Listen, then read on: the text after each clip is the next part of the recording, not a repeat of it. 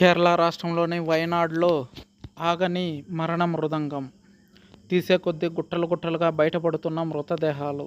కేరళ విలయ ఘటనలో 300కు పైగా చేరిన మరణాల సంఖ్య. ముమ్మరంగా గాలింపు చర్యలు. ఈ గాలింపు చర్యల్లో పాల్గొంటున్న ఆర్మీ, ఎన్డీఆర్ఎఫ్, నేవీ బృందాలు. కని విని ఎరుగని పెను విషాదం నుంచి కేరళ ఇంకా తేరుకోనేలేదు. మరుభూమిలా మారిన తమ సొంత భూమి నుంచి బయటకు తీస్తున్న ఆప్తుల పార్థివ దేహాలను చూసిన బంధువులు, స్నేహితులు ఆక్రందనలతో ఆ ప్రాంతం మారుమోగిపోతుంది.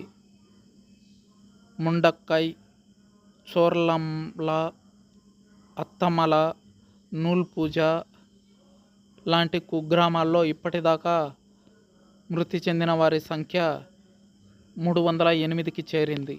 ఇంకా 200 మందికి పైగా స్థానికుల జాడ గల్లంతయింది. ఈ 3 ప్రాంతాల్లోనే 200 మందికి పైగా స్థానికుల జాడ గల్లంతయింది. అయితే వయనాడు చుట్టుపక్కల మరికొంతమంది ఆచూకీ కనిపించడం లేదని పోలీస్ స్టేషన్ల చుట్టూ తిరుగుతున్నారు తమ బంధువులు, సన్నిహితులు, స్నేహితులు. కాలంతో పోటీ పడుతూ సైన్యం, NDRF, coast guard, police, fire ఇంజిన్కు సంబంధించిన డిపార్ట్మెంట్ వారు, స్థానిక యంత్రాంగం, ఫారెస్ట్ డిపార్ట్మెంట్, ఎఫ్డిఎఫ్ఓకు సంబంధించిన వారు సహాయక చర్యలు చేపడుతున్నారు. అయితే అక్కడ ఉన్నటువంటి బురద కారణంగా ఎటువంటి వాహనాలను తరలించలేకపోతున్నారు. సహాయ కార్యక్రమాల్లో కేవలం మనుషులు మాత్రమే పాల్గొనడం వల్ల శవాలను వెలికి తీయడంలో అనేక ఇబ్బందులు ఎదుర్కొంటున్నారు.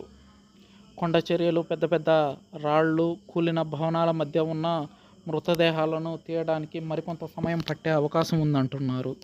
అయితే భీతావహంగా మారిన అక్కడి పరిసరాలు సహాయక చర్యలకు పెద్ద అవరోధంగా మారింది. కూలిన వంతెనలు, కొట్టుకుపోయిన రోడ్లు, దూసుకొచ్చిన పెద్ద పెద్ద బండరాళ్ళు, కుప్పకూలిన మహావృక్షాలు. భారీ వర్షం మధ్య సహాయక చర్యలు కొనసాగించడం అక్కడి బృందాలకు పెద్ద సవాల్గా మారింది.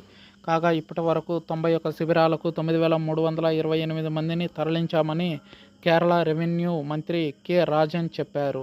225 మంది ఆసుపత్రుల్లో చేరగా 96 మందికి చికిత్స కొనసాగుతుంది.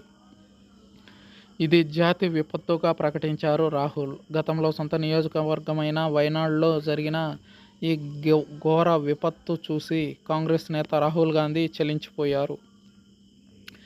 బాధిత కుటుంబాలను పరామర్శించేందుకు రాహుల్, ప్రియాంక గాంధీ కేరళకు వచ్చారు. కొండ చర్యలు విరిగిపడిన ప్రాంతాల్లో వర్షంలోనే పర్యటించారు. తర్వాత మేప్పాడిలోని ఆసుపత్రుల్లో క్షతగాత్రులను, సహాయక శిబిరాల్లో బాధితుల బంధువులను కలిసి పరామర్శించారు.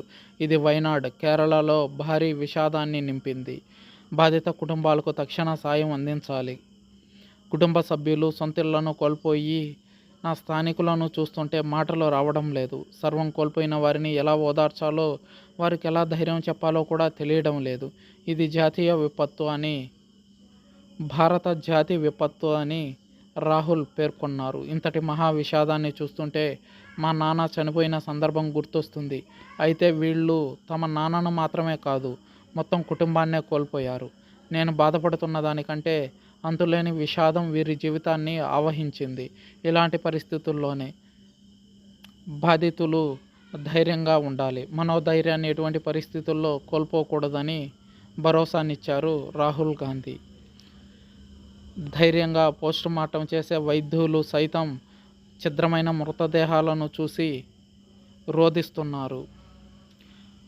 మార్చురీ రూముల్లోనూ నరఘోష వినిపిస్తుంది. పోస్టుమార్టం చేయడానికి డాక్టర్లు నిరాకరిస్తున్నారు. ఛిద్రమైన శరీర భాగాలను చూసి చలించిపోతున్నారు.